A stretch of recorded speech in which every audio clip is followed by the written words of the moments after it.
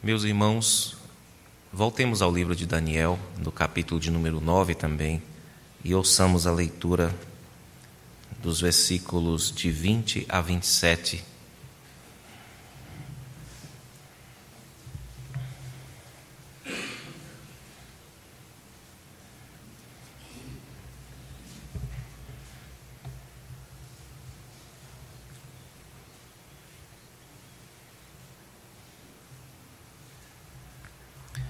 Livro do profeta Daniel,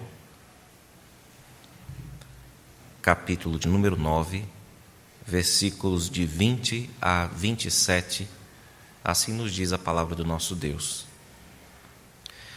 Falava eu ainda, e orava, e confessava o meu pecado e o pecado do meu povo de Israel, e lançava a minha súplica perante a face do Senhor, meu Deus, pelo monte santo do meu Deus.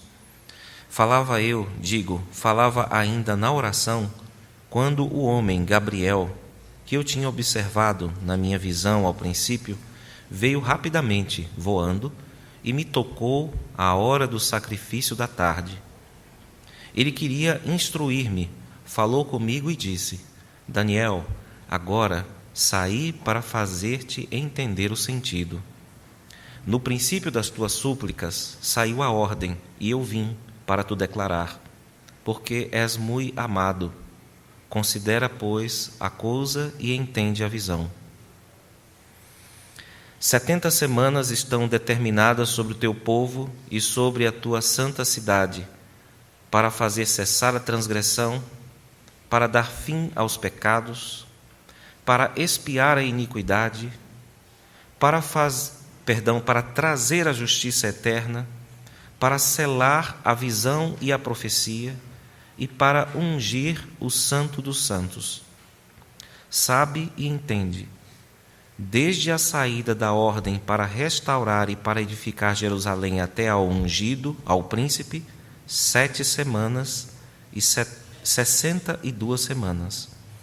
As praças e as circunvalações se reedificarão, mas em tempos angustiosos. Depois das 62 semanas, será morto o ungido, e já não estará. E o povo de um príncipe que há de vir destruirá a cidade e o santuário, e o seu fim será num dilúvio, e até ao fim haverá guerra. Desolações são determinadas. Ele fará firme aliança com muitos, por 1 semana. Na metade da semana, fará cessar o sacrifício e a oferta de manjares. Sobre a asa das abominações virá o assolador, até que a destruição, que está determinada, se derrame sobre ele. Amém. Meus irmãos, a palavra do nosso Deus sempre nos faz enxergar as coisas e a vida e o nosso próprio coração de diversos ângulos, com o fim de nos edificar, com o fim de nos exortar, com o fim de trazer consolo às nossas vidas, e este é o caso aqui. A Bíblia nos faz ver as coisas de um novo ângulo neste capítulo 9 em relação ao que vinha sendo tratado até aqui. Até aqui, esse ponto, nós temos uma espécie de polarização no mundo. O primeiro polo formado por reis e pelos estados cruéis que destroem os homens, etc. E no outro polo você tem Deus, a sua palavra, a sua vontade, o profeta Daniel, o povo de Israel que está exilado. Então nós vemos constantemente esses embates, entre os amigos de Daniel, que são os fiéis, contra os infiéis, ou Nabucodonosor contra as profecias de Daniel, tentando resistir a elas. Você vê o tempo inteiro essa luta, essa briga, essa disputa entre essas duas forças, embora claramente a relação de subordinação, Deus continua mandando nessa relação. Mas o que nós vemos aqui nesse capítulo 9 agora é Daniel reconhecendo que as lutas, as dificuldades, os apertos pelos quais o povo de Deus passa não vêm só de fora, mas são causados pelo próprio povo de Deus. Ou seja, o povo de Deus faz coisas erradas e por causa disso Deus os castiga, Deus os disciplina. Então, o exílio, irmãos, do povo de Israel, quando o povo de Israel sofreu durante tanto tempo nas mãos dos estrangeiros, não foi simplesmente uma crueldade, uma violência estrangeira. Não é assim que a Bíblia retrata. Desde o início de Daniel, fica muito claro assim, olha, Deus entregou a nação de Israel aos caldeus. Se você pegar os primeiros versículos de Daniel, é assim que a coisa é tratada. Não como nós perdemos uma luta, somos fiéis a Deus, mas estamos passando uma provação. Não, aquilo era parte de uma disciplina, de um castigo divino, por conta dos pecados cometidos pelo povo. E até aqui, esse ponto não havia sido tratado. Ele está insinuado, está implicado, o contexto todo indica isso. Mas agora, finalmente, o que acontece é que há um confronto de Israel com a sua própria situação, aqui representado, Israel, pelo profeta Daniel. Só que onde há pecado, irmãos, há também sofrimento. Porque pecado é você também se insurgir contra as estruturas da criação. E por isso você vai se dar mal quando você se insurge contra essas estruturas. E o sofrimento aqui está na forma de desânimo. O povo estava profundamente desanimado com a sua situação na Babilônia. A maioria dos israelitas já estava morta naquela época. Já se passaram mais ou menos aqui 66 anos desde que o cativeiro ocorrera. E Babilônia tinha acabado de entrar em colapso. Aquela invasão lá dos dedos, né? Essa noite veio lá um rei, dominou. E é isso que Daniel está pontuando aqui na abertura do capítulo de número 9. Olha, no primeiro ano do rei Dario, que é quando Babilônia caiu, não é? Quando ele começou a reinar, ele disse que começou a investigar nos livros, não é isso? Já com 66 anos de cativeiro, Daniel conferiu numa profecia, a profecia do profeta Jeremias. Provavelmente ele está falando aqui, ele não menciona, mas está falando do capítulo 25 de Jeremias, versículos 11 e 12, que tratam sobre os 70 anos de prazo do período de cativeiro e também a ruína dos caldeus, quando eles iriam cair. Caldeu é babilônio. Quando os babilônios caíram, então o Daniel foi correndo para o livro de Jeremias para conferir se era isso mesmo, se já não estava perto a libertação do povo de Deus, e já estava de fato perto.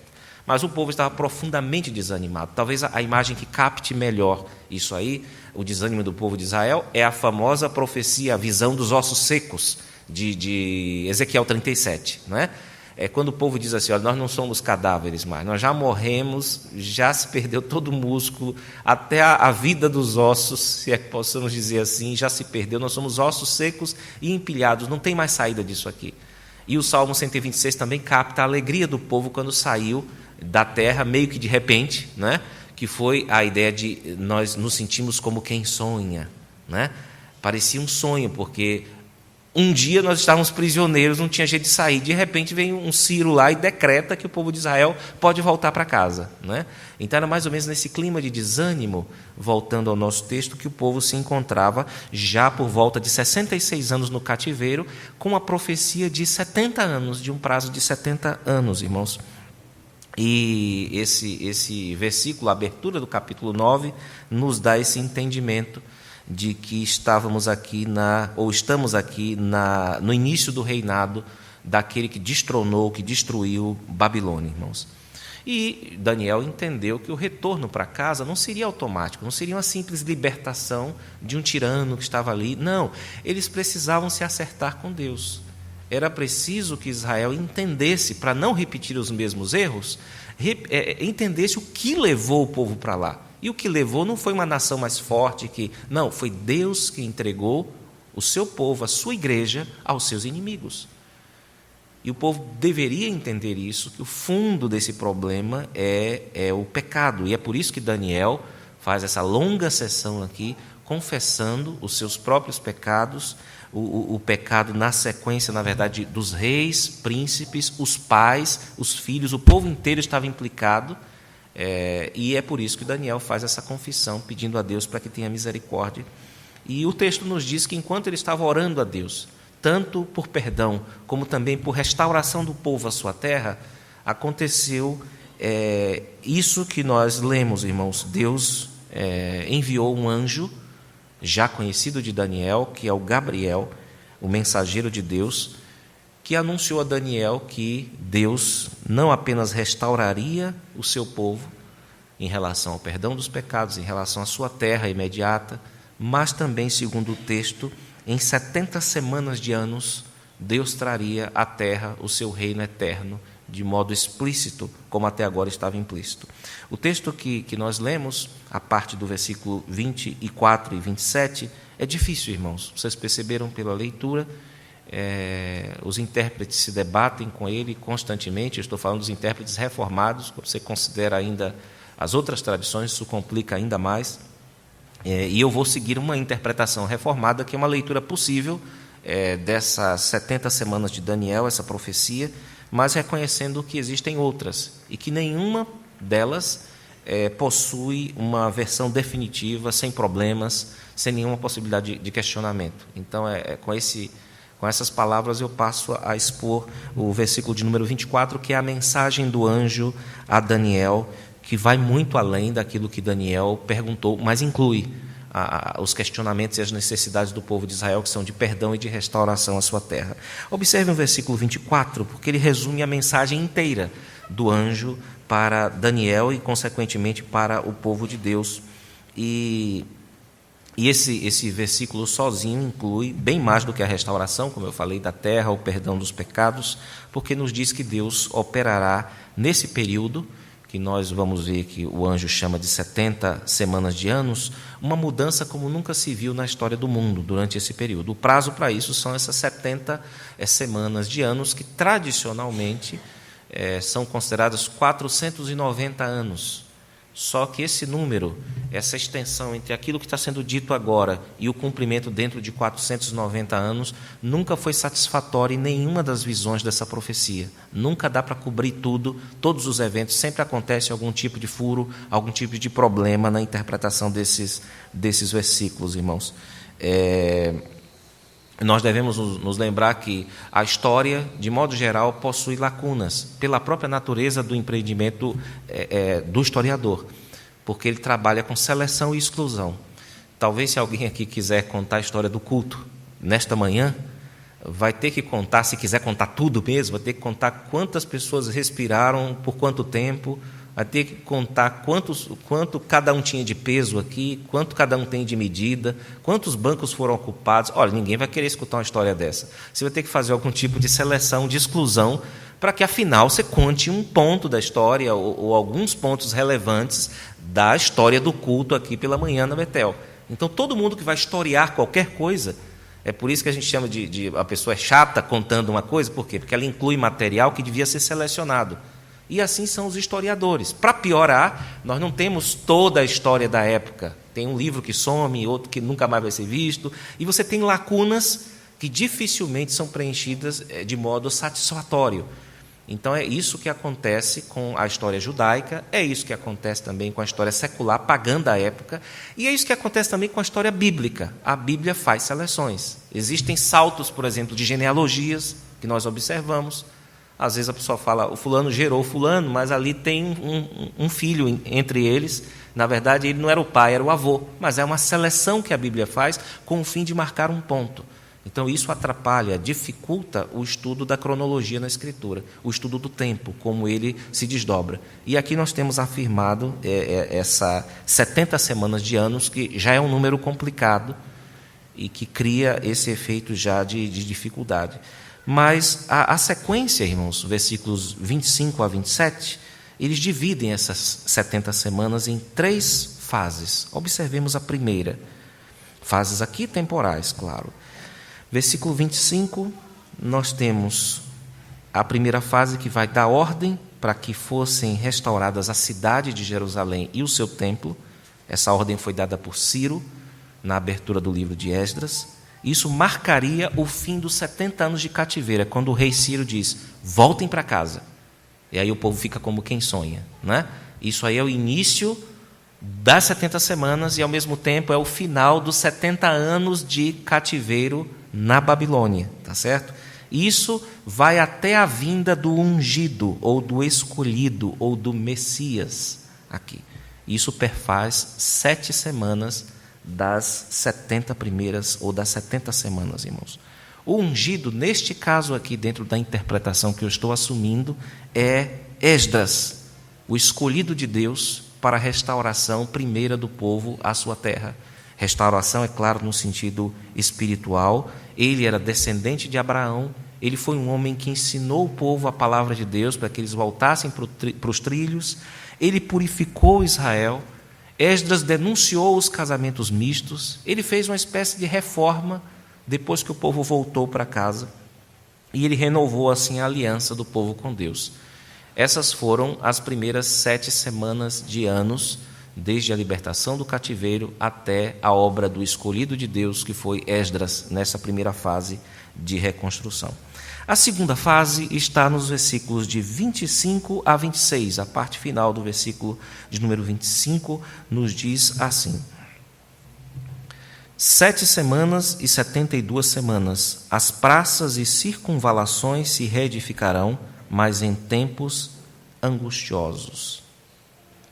Nós temos aqui, a partir da 8ª semana, um tempo de melhoria na vida do povo de Jerusalém, na vida da cidade de Jerusalém, de melhoramento nos muros, nas chamadas aqui circunvalações ou sistemas de água de Jerusalém, isso durante muito tempo, mas isso a um custo alto, uma dificuldade enorme para se manter aquilo, porque constantemente o povo de Deus foi invadido naquele que é chamado o período dos 400 anos de silêncio, né? Aquele período entre o Antigo Testamento e o Novo Testamento, foi um período em que o povo de Israel foi jogado de lá para cá por guerras, por invasões das grandes nações de cada época, irmãos. E assim é dito no versículo de número 25 que o povo passou por períodos, por tempos difíceis e foi ocupado por vários reinos.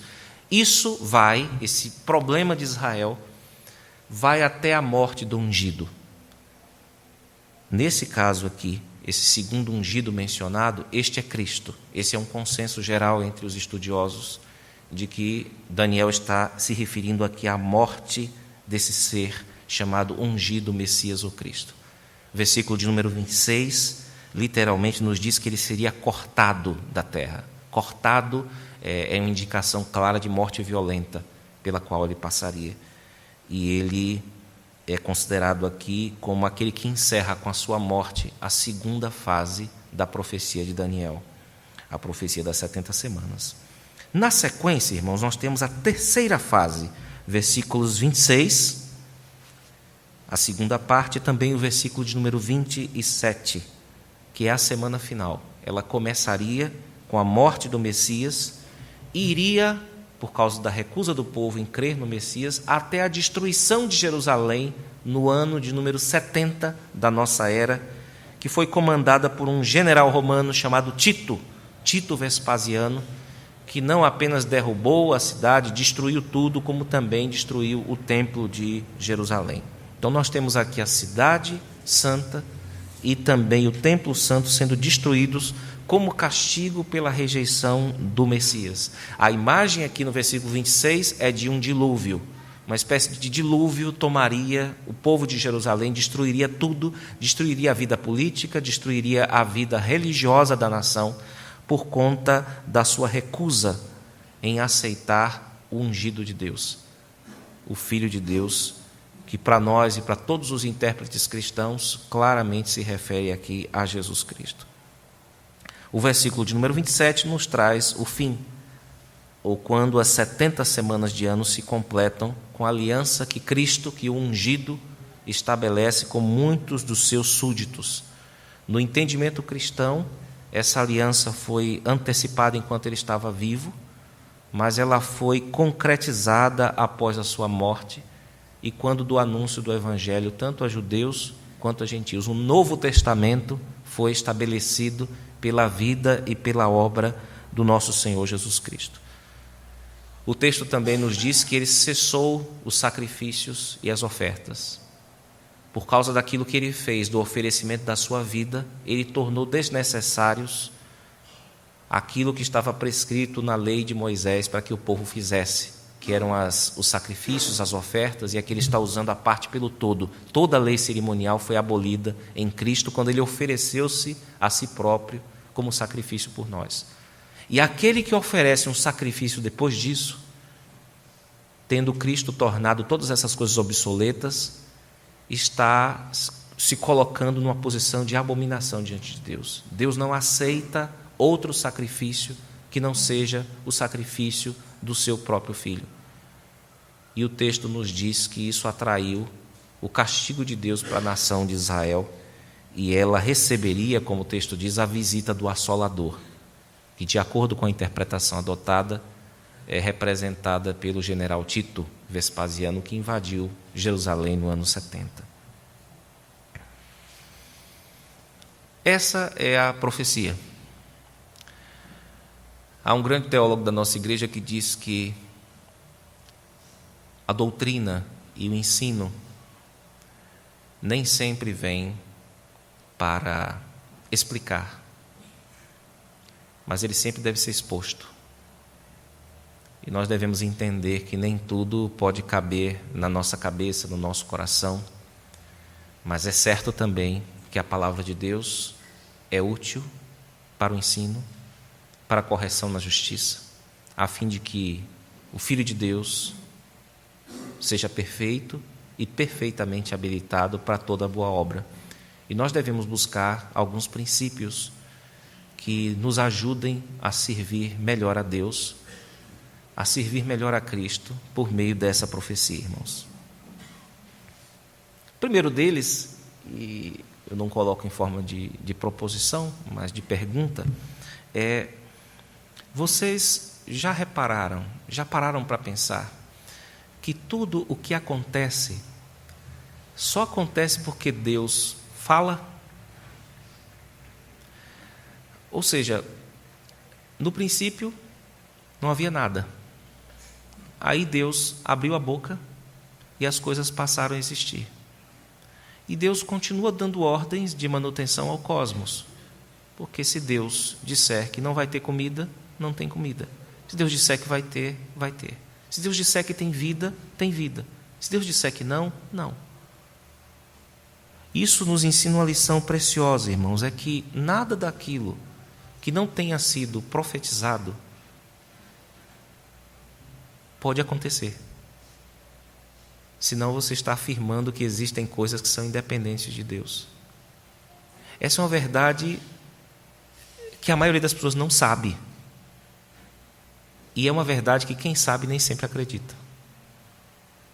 É que a sua vida, ela está ligada à profecia. Ela está debaixo da palavra de Deus. E a palavra de Deus mapeou tudo, determinou todas as coisas. E isso faz com que tudo aconteça de acordo com a vontade de Deus. Isso é muito... Eu repito, a maioria não sabe disso. E quem sabe, nem sempre para pensar que essa realidade está dominada pela palavra de Deus, irmãos. Então, se você pensa em seu pior aperto na vida, e lembra, por exemplo, de Eclesiastes capítulo 3, né? Todas as coisas estão determinadas, estão pregadas, grudadas, de acordo com o que Deus diz que vai ser.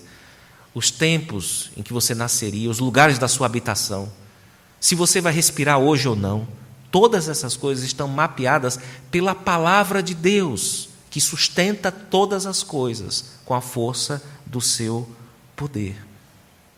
Vejam o que é que diz o versículo 24 deste texto.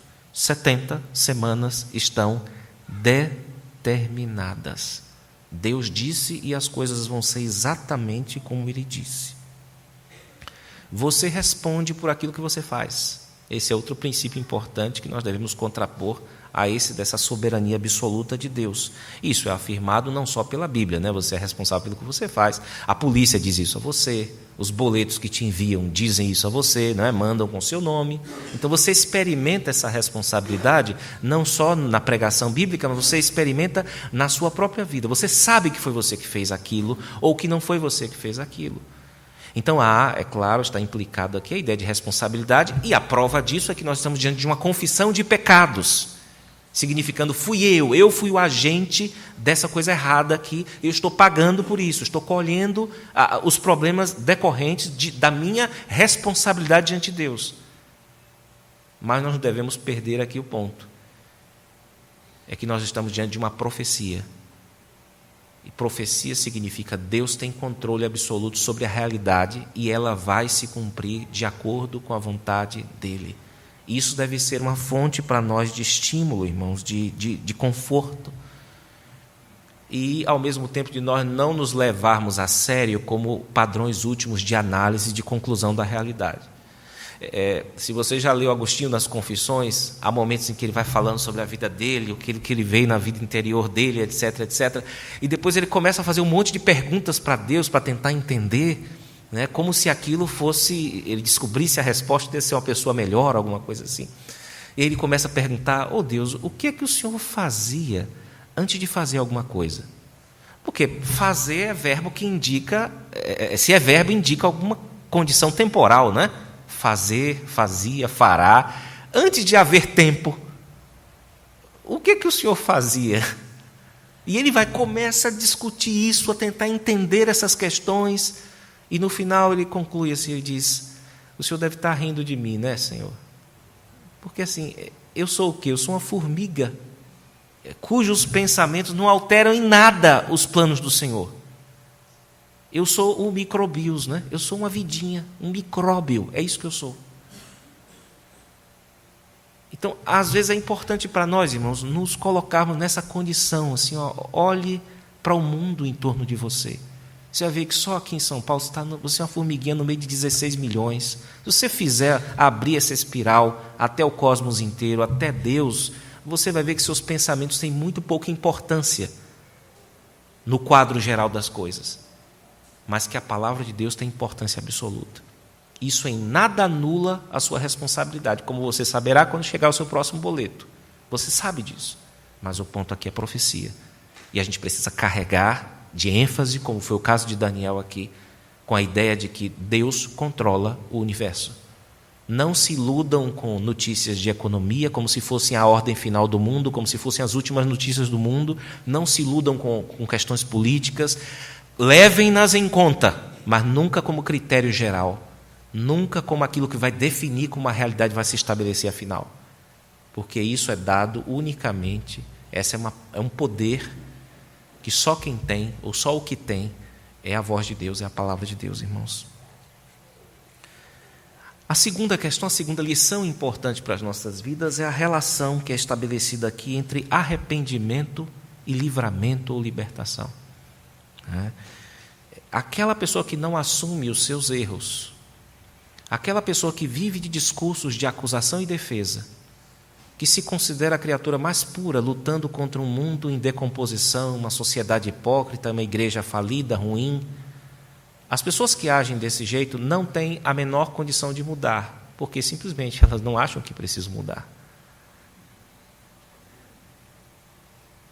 Esse é um ensino importante da palavra de Deus, irmãos. O que encobre suas transgressões jamais prosperará. Mas quem confessa suas transgressões e deixa, alcança a misericórdia da parte de Deus. Nós temos aqui neste capítulo um exemplo poderoso disso, de que de fato antes da restauração precisou haver confissão e também perdão. Pecado para crente não é problema, irmãos. Não é problema para nós. O problema para nós é pecado que você não confessa. Se confessarmos os nossos pecados, o pecado deixa de ser problema. E nós temos aqui um exemplo poderoso disso na vida do povo de Israel. Pecado é problema para as nações que não têm um mediador, que não tem alguém que morreu por elas. Agora, para nós, o pecado não é problema. O problema é quando a gente não confessa as nossas... ou seja, não homologa. Confessar é homologar. Homologar significa bater o carimbo, escrever a mesma coisa, dizer por cima. Deus disse, você pecou, e você não inventa desculpa. Você diz, pequei. O Davi homologou. Alguém disse, você pecou, Davi. Ele disse, pequei contra o Senhor. Deus disse uma coisa e ele disse, isso que Deus diz é verdade a meu respeito. Eu pequei. Isso é confessar, irmãos. A palavra lá em João é homologuel, é homologar. Se homologarmos os nossos pecados, ou seja, se Deus disser que a gente pecou e você disser também, aí você está numa boa. Isso é maravilhoso. Agora, se você viver de discurso de acusação e defesa, pode ser que seu cativeiro dure bastante. Mas Deus, de fato, usou a confissão desse povo e, ao mesmo tempo, a palavra da profecia para libertar esse povo. Mas não era automático que o povo ia sair dali. Tinha que se acertar com Deus. Porque o que gerou aquilo ali foi um problema do povo com Deus, não foi uma luta política, um problema político. Então, ele não poderia se resolver politicamente sem antes se resolver espiritualmente. Isso é muito importante para nós, irmãos, porque nem sempre essa relação é estabelecida, mas ela está aqui. A relação entre arrependimento e libertação da parte de Deus. Isso está em sintonia com outras partes da palavra de Deus. Eu destaco aqui o Salmo penitencial de número 130, né? Que é um salmo de confissão de pecados, mas que ao mesmo tempo coloca a esperança em Deus. Diz que a esperança do povo está em Deus, por quê? Porque é Ele que redime Israel de todas as suas iniquidades. A esperança mais profunda nossa é essa. O restante é consequência. É consequência, irmãos. Então há muitas encrencas em nossas vidas que vão demorar mesmo que você confesse seus pecados. Mas existem outras cuja solução vai consistir na confissão, no reconhecimento de que você está nessa porque você aprontou alguma, porque você fez alguma coisa. Enquanto o discurso de acusação e defesa persistir, persistirá também o castigo divino. Nós podemos deduzir desse texto isso, irmãos. Mas o tema principal não é nenhum desses que eu estou falando. Esses são temas secundários e terciários. O tema principal do nosso texto, e com ele eu gostaria de encerrar, é a nova aliança que nós temos no Messias, em Cristo. Vocês observaram que eu não falei quase do versículo 24, não é? Mas observe o versículo 24, que nós temos 6 movimentos que são citados aqui, dentro dessas 70 semanas, que são todos eles feitos dependentes do Messias. É preciso um ser como Jesus Cristo para operar essas 6 maravilhas, ou ser Ele mesmo aquele que é usado pelo Espírito Santo para operar as maravilhas de Deus. Primeiro, o texto nos fala de interromper transgressões, cessar o fluxo de pecados, não é? Isso só o Messias pode fazer. Ele também remove pecados, na sequência do versículo 24. E ele expia iniquidades. Ele se coloca no lugar de um iníquo, de um pecador, como um sacrifício eficaz diante de Deus. E isso, é claro, dá perdão imediato à pessoa, mas o texto continua dizendo que ele abre uma nova dimensão para o povo de Deus, porque ele também traria a justiça eterna de Deus, uma justiça que jamais passaria. O estabelecimento da vontade de Deus, que de acordo com a visão de Deus seria justa, e que para nós está ligado ao sacrifício que Jesus faria em nosso lugar, que satisfaria a justiça eterna de Deus, irmãos. O texto continua dizendo que esse mesmo ser, que para nós é Cristo, tornaria a profecia autêntica, ou seja, selando-a, né? Cumprindo-a, e ele seria capacitado para isso pelo Espírito Santo. Isso indica, irmãos, que em nosso Senhor Jesus Cristo nós temos todos os recursos que nós precisamos, tanto para a nossa salvação, para a nossa justificação diante de Deus, como também para a nossa santificação diante de Deus. O que indica que todo problema que nós tivermos, nós devemos levar para Cristo. Se nós temos dificuldades na nossa santificação, devemos levar essa questão a Cristo, porque Ele resolve. Se nós temos dificuldade em relação à nossa salvação, nós devemos também buscar em Cristo a solução para esses problemas. Vocês vejam, então, que isso aqui está claro. A questão das datas não está clara. Parece-nos que o que Deus quer de nós não é que a gente fique especulando datas.